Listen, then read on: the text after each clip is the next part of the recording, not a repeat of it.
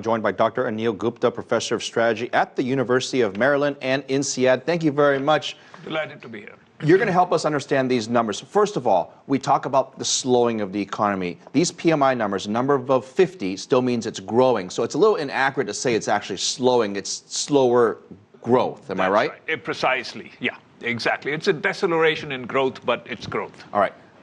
If I'm watching the news and we hear about this rebound around the world, China's growing, Europe's growing, but the data doesn't seem to agree with what we want to believe. What's happening in the world, and in particular, what's going on in China here? Yeah. I think if we look at, of course, the PMI numbers are about manufacturing, and clearly manufacturing is a huge chunk of China's economy. So if you look at manufacturing, really, in fact, it's driven by three pieces. The biggest piece is manufacturing that's driven by infrastructure-related manufacturing. Bridges, buildings. Steel, cement, all the things you can, glass, things that go into buildings, into highways, bridges, tunnels, and the like. So that's number one.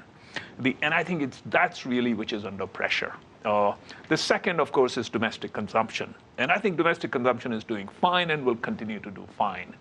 And the third is exports. And once again, exports are under pressure. So I think of the three big components of manufacturing, two are under serious pressure. So, but wait a minute. That's a slowdown. I mean, if exports are having a tough time, consumption's in question, and infrastructure, all these things, if they're really slowing, as the data indicates, at least in the last couple of months, correct, that means either China is slowing down or the world is slowing down. I think both.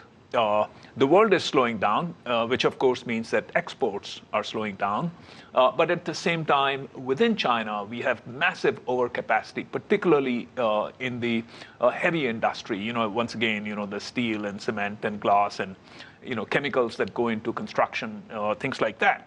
And so when you have, the previous track record of 14% net of inflation annual growth in fixed asset investment, that is not sustainable. To put this into perspective, over the last 5-6 years in China, we've seen massive investment in building bridges, highways, airports, ports, you name it, it's been built. Now, as we have new leadership in China, and is there going to be a new way of growth? Is it going to be a different kind of growth? And perhaps it's not going to be an infrastructure, it's going to be something else. And what is that going to be? That's going to be mainly domestic consumption, because and it's going to be much more consumer goods rather than capital goods, rather than goods that go in, exactly, once again, things that are connected to infrastructure. Clearly, infrastructure and construction will continue to grow. But it cannot continue to grow at the pace at which it has. You mentioned something earlier that a lot of people are talking about, is this overcapacity. And what we mean by that, if you've got 10 factories and only 5 of them are actually being utilized, or there's five that's being basically not used at all. Correct. How does a country like China, who has so many of these factories, how do they address that problem? Is it to put them to work, or is it to shut down the ones that aren't being used? I think firstly, the kind of overcapacity that exists in China in terms of the magnitude, this is not something that can be solved very quickly. What will happen, of course, is that as the government already has plans, for example, in the steel sector, is to shut down the smaller factories, the more polluting factories, and so on. So there's going to be capacity reduction, which also actually will go towards a greener China, more efficient China. So that would be one part of it. Second, clearly China's economy will continue to grow. Now, it may not grow at 8% or 10%, but it may grow at 7%, 7.5%, and that growth will eat up, if you will, some of the excess capacity. We always joke that China needs to have 7%, 7.5% just to kind of stay even. What's your sense, though, in the mood? What do you worry about in terms of China's economy? What's the number one thing you think about? I think for example, if China's economy could continue to grow at 7.5%, I think that would be very good.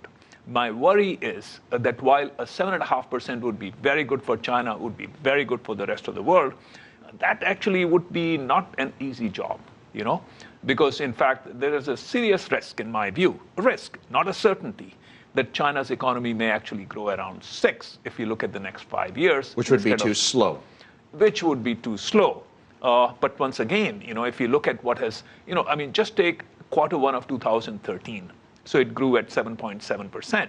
Now the credit in the economy was 58% higher year on year compared to Q1 of 2012. Fascinating. And so when the credit goes up 58%, but the GDP growth in Q1 2012 was 8 point something, and now it is 7.7. So that tells us the magnitude of the challenge that China faces. All right, Dr. Anil Gupta from the University of Maryland. Not too fast, not too slow. Thank you very much for coming.